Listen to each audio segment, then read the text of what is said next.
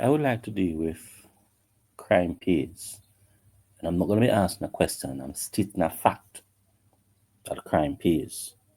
But I'm going to ask it, I'm going to ask you a question, and then I want you to honestly answer me. Do you think that crime pays in Jamaica? Do you think crime pays in the world? I want to look at some facts. And as I tell you before, my channel is about trusted information. I want to look at some facts.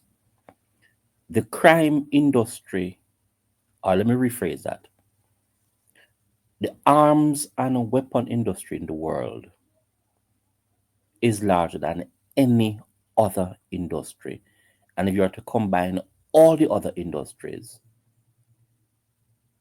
the weapon and arms industry will be the summation of maybe the other industries all combined. The answer is simply no. Look at the amount of money that is spent on arms every year by America, France, Italy, Germany, Spain, Russia, Ukraine, China. Look at the amount of money that is spent. And if we really wanted to address the poverty phenomenon in the world, we could have done so easily by spending 1/10 of the budget of the arms industry. We really want to solve crime. We really want to solve poverty. I'm saying crime pays. No, the more persons die in the world, it seems that less people are concerned about what is going on. And that is what is heartrending to me. Because it should not be, oh, so one more die. That's where things have reached. Oh, a woman died down the road. Oh, the murder mass John.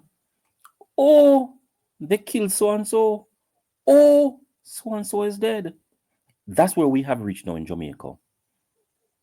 And TikTok is now highlighting the thing in instantaneous manner, fashion, form, for us to sort of see what is actually going on. And somebody's saying, how can we solve the crime problem? It's simple. It pays. The crime industry allows the lawyer who is in criminology or is actually doing criminal law to work, the judge to be employed, the police to work, the doctors to deal with the issue. It's an all inclusive industry, and a number of persons are not seeing it. I want to play a clip for you. It is something that people are undergoing every day in Jamaica. And we're asking the question, and we don't seem to understand that the answer is just right at your fingertip. And the answer to which I speak is crime pays. Because you're asking the question, why can't we solve the problem? But the question is, why should they solve the crime problem? When an entire system is based on the crime phenomenon. Let's listen to this for a few seconds. The general them are go realize no war now winning at the community them. Look them, gunman.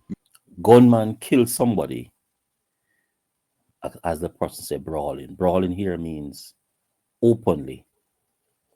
Crime pays, ladies and gentlemen. And until the society decide not to let crime pay, crime can't be solved. The people must stand up and decide how they want their monies to be spent. A large percent of your income, money that you work, money that you earn, goes towards the government in taxes in Jamaica. More than 50% of your income for those persons who are doing direct taxes, money goes towards taxes. And for those persons who are not, is a large chunk of your income which is going in the form of taxes. But you say, oh, indirect taxes for those persons who are not working, the GCTs, and all the other taxes that are there. And for those persons who are pay as they earn, they are double taxed. They are taxed by the government in terms of their income, and then they are taxed again when they go to the shops, supermarkets, pharmacies, etc. So they are double taxed to pay for what? Crime. You are taxed to pay for these services that you are getting. And crime is one of the services that you are getting, and you don't seem to understand. You are paying for the crime phenomenon. Crime can be solved easily by letting it not be the structure of the society. Because crime is a structure of the society, it pays to have crime unfold and occur and increase every day. What they do, they will say to you, so listen, crime reduced by 10%. And that 10% could be 10 persons less were murdered. And that's the phenomenon we're talking about. Or 10 less persons were assaulted, or 10 less persons were raped. But when you look at the number of persons who were raped, then you'll understand that, listen, this 10% is not making a difference after all. Or 10% in terms of the murder rate is not making a difference after all. Last year, Jamaica saw over 1,000 murders. We saw over 500 rapes. Total major crimes in Jamaica, which is robberies, murder, shootings,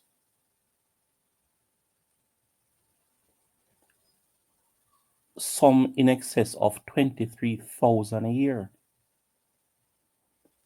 So when you see a 10% in that, the crime phenomenon is still outweighs the reduction. So the question is, does crime pay? Answer me the question. Does crime pay? Because if crime does not pay, it would not be a serious phenomenon to solve as it is. But because crime pays, you can't stop it.